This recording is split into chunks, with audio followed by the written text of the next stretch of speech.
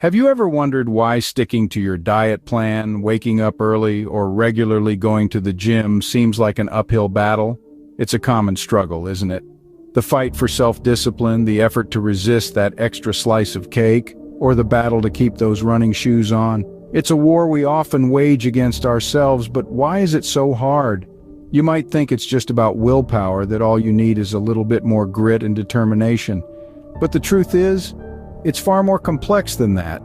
It's a puzzle that involves understanding human psychology, the way our minds work, the triggers that lead us to give in or give up. Self-discipline is not just about strength of will, it's about understanding yourself, your motivations, your weaknesses, and your strengths. But don't worry, it's not an unsolvable mystery. Stay tuned as we unravel why self-discipline is so hard and how to navigate this challenge. To comprehend why self-discipline is hard, we must first understand how our brains work. Our brains, fascinatingly complex and powerful, are also wired in a way that makes self-discipline a challenging feat. The culprit behind this conundrum, our inherent tendency towards instant gratification. You see, our ancestors survived in harsh environments by prioritizing immediate rewards over long-term gains.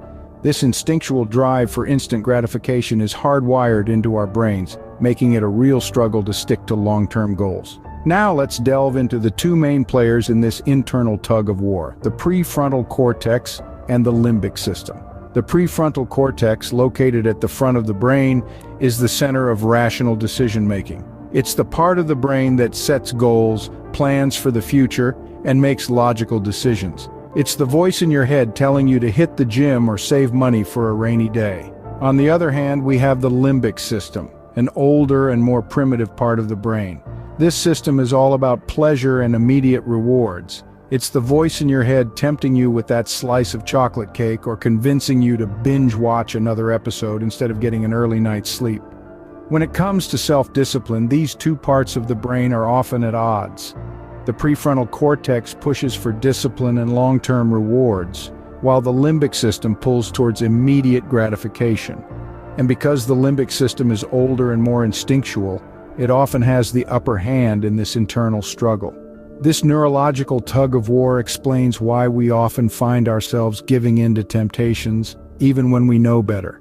It's not a lack of willpower, it's our brain's evolutionary design.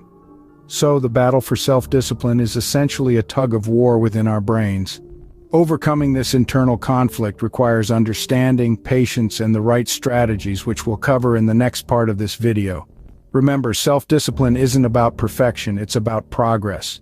Habits play a vital role in our struggle with self-discipline.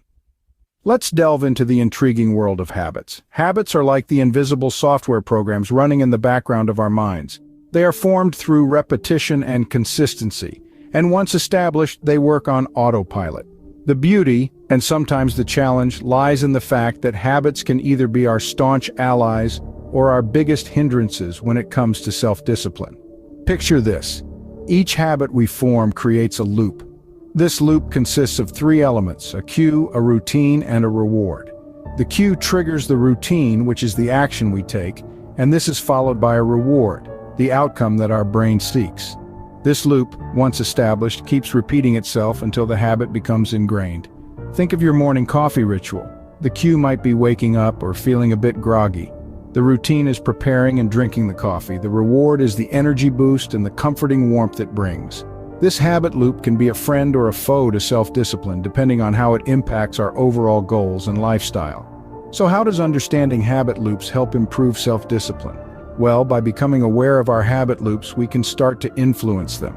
If a habit is supporting our goals, we can reinforce it. If it's hindering us, we can start to change it. Changing a habit isn't easy, but it's possible. It involves identifying the cue and reward, and then experimenting with a new routine that delivers the same reward. For example, if you have a habit of reaching for a sugary snack when you're stressed, cue, you could try replacing the snack, routine, with a short walk or some deep breathing exercises.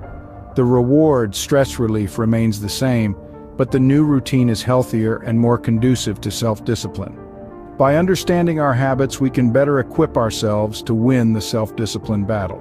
This journey may be challenging, but remember, every step you take towards understanding and controlling your habits is a step towards becoming the best version of yourself. Now that we understand the challenge, let's explore some strategies to improve self-discipline. First, let's discuss the importance of setting clear goals. It's like setting a destination before you embark on a journey. Knowing where you want to go gives your efforts a direction, but remember, your goals should be SMART, specific, measurable, achievable, relevant, and time-bound. This will help you stay focused and motivated.